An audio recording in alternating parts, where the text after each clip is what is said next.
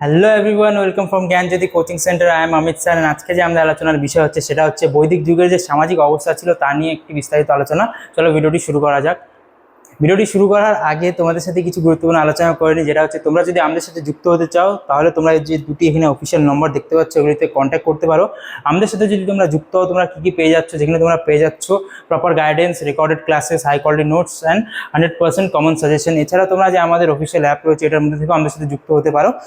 চলো শুরু করা যাক। আজকে যে আমাদের মূল আলোচনার বিষয়টি ছিল সেটা মূল বিষয়ে যাওয়ার আগে তোমাদের সাথে যে কোর্সগুলি রয়েছে সেগুলো নিয়ে একটু আলোচনা করে, যেটা হচ্ছে মেজর স্টুডেন্টদের জন্য কোর্স রয়েছে 1299 এবং মাইনরদের জন্য রয়েছে 699। এখন শুরু করা যাক আজকের মূল ভিডিওটি, যেটা হচ্ছে যে বৈদিক যুগের বিভিন্ন ব্যবস্থা সম্পর্কে। যেখানে প্রথমে যে বিষয়টি রয়েছে যেটা হচ্ছে বৈদিক সমাজের যে রূপরেখা, যেখানে প্রথমে ছিল ঋগ বৈদিক যুগ, তারপরে ছিল পরবর্তী বৈদিক যুগ। যেখানে প্রথমে ঋগ বৈদিক যুগের মধ্যে বলা হয়েছে প্রাথমিক বৈদিক সমাজ ছিল মূলত সমতাবাদী, সহজ সরল এবং উপজাতি ভিত্তিক। পশুপালন, প্রাথমিক কৃষি ছিল জীবিকার মূল উৎস বা ভিত্তি। সামাজিক নমনীয়তা এবং সামাজিক শ্রেণীভেদ মুক্ত পরিবেশ ছিল এই যুগের অন্যতম বৈচিত্র্য। এই সময় বিভিন্ন ধরনের যে সমতাবাদী পরিবেশ ছিল, উপজাতি ভিত্তিক ছিল এবং সহজ সরল ছিল, যেখানে পশুপালন এবং কৃষি ছিল মূল সমাজের ভিত্তি। পরবর্তী যে আসলো যেটা হচ্ছে পরবর্তী বৈদিক যুগ, যেখানে মূল ভিত্তি ছিল কৃষির প্রসার হয় এই সময়। এছাড়া লোহার ব্যবহার শুরু হয় এই সময়, যেখানে সমাজ ব্যবস্থা খুব জটিল এবং স্থায়ী রূপ লাভ করে। সামাজিক শ্রেণীবিন্যাস সুদৃঢ় হয় এবং চতুর্বর্ণ প্রথা জন্ম নেয়। রাজতন্ত্রের প্রসারের সাথে সাথে সামাজিক বৈষম্য ও অনুশাসন বৃদ্ধি পায়। পরবর্তী বৈদিক যুগে রাজশাসনের বৃদ্ধি হয়। এছাড়া চতুর্বর্ণ, এছাড়া বর্ণ ব্যবস্থার যে ভেদাভেদ সেই সময় প্রচুর পরিমাণে শুরু হয় বলে মনে করা হয়।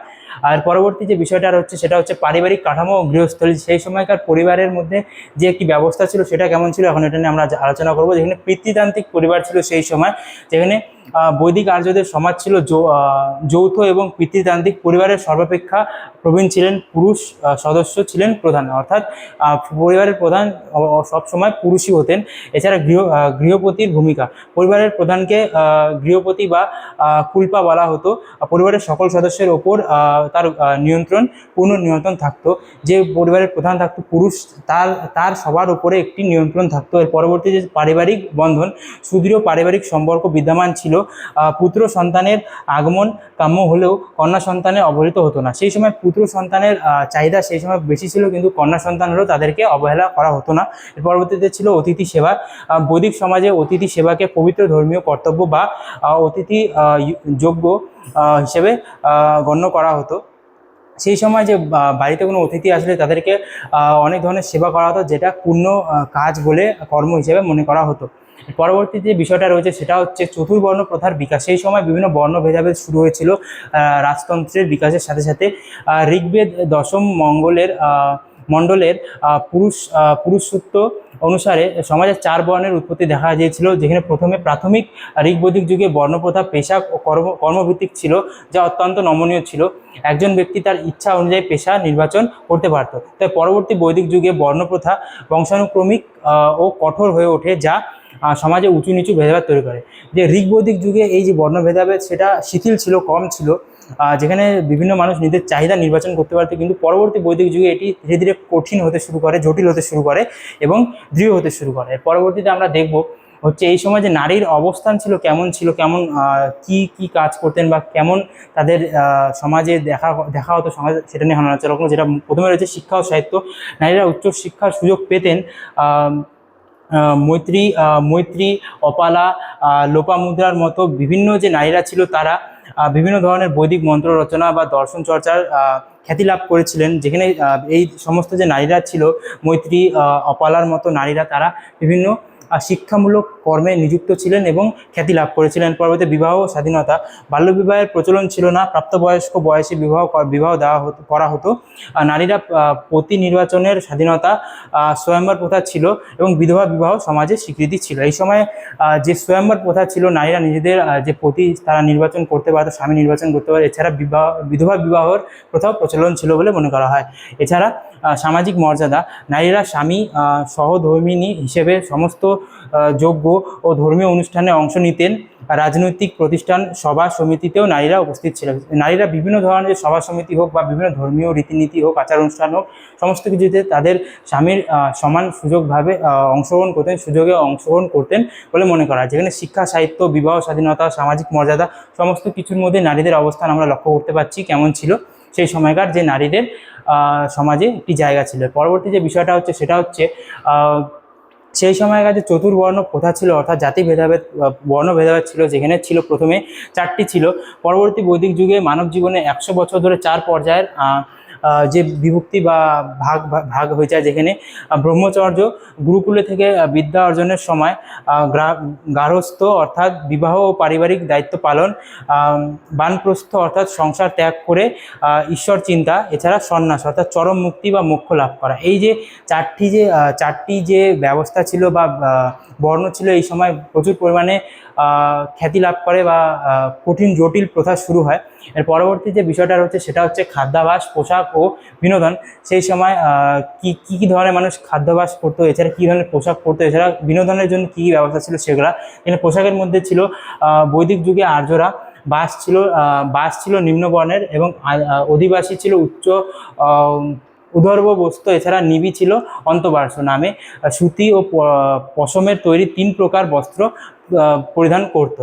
এই যে ছিল, প্রথমে ছিল বাস ছিল নিম্ন বস্ত্র, অধিবাস ছিল উদর্ভ বস্ত্র, এছাড়া নিবি ছিল অন্তবার্ষ।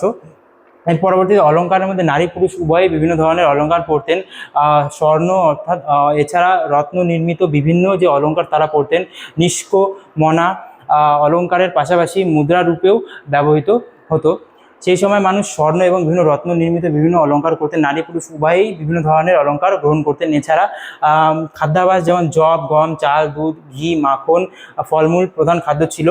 উৎসব এবং ধর্মীয় অনুষ্ঠানে সোমরস পান করা হতো। বিভিন্ন ধরনের যে খাদ্যশস্য যেমন ধান, জব, গম, এই সমস্ত জিনিসগুলি খাদ্যাভ্যাসের মধ্যে যুক্ত ছিল। এছাড়া বিনোদনের মধ্যে রথ দৌড়, পাশা খেলা, গীত, বাদ্য, নৃত্য, মৃগয়া, শিকার ছিল আর্যদের প্রধান বিনোদনের মূল উৎস।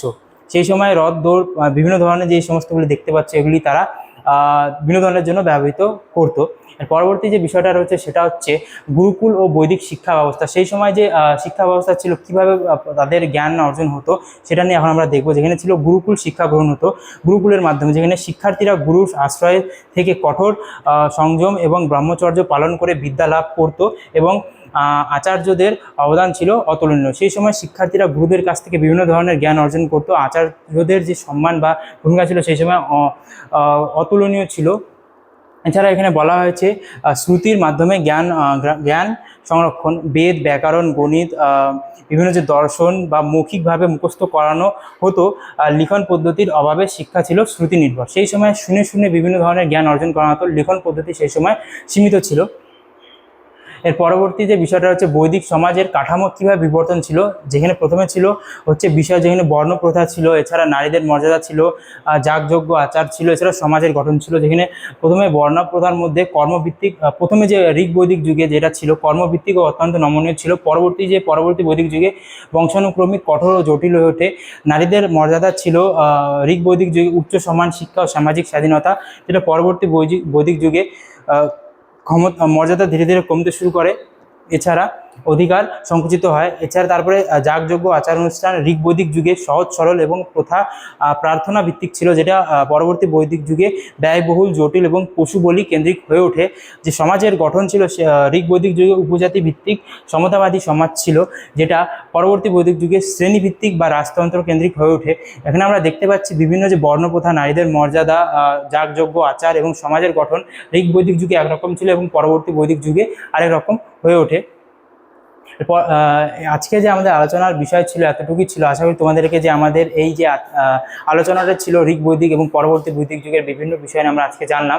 আশা করি তোমাদেরকে আমার ভিডিওটি ভালো লেগেছে, আলোচনাটি ভালো লেগেছে। দেখা হচ্ছে নেক্সট ভিডিওতে। এছাড়া কিছু তোমাদের সাথে আলোচনা করি, যেটা হচ্ছে আমাদের যে এই সমস্ত বইগুলি আছে আমাদের সেন্টারের থ্রুতে, তোমরা যদি নিতে চাও বা বিভিন্ন ধরনের বিষয়ে তোমরা যদি জানতে চাও বা আগ্রহী থাকো, তাহলে আমাদের যে অফিসিয়াল নম্বরগুলি প্রথমে আমি বললাম ওগুলোতে কন্ট্যাক্ট করে এগুলোর বিষয় সম্পর্কে তোমরা জানতে পারো। আজকে ভিডিওটি এতটুকুই, দেখা হচ্ছে নেক্সট ভিডিওতে। Thank you.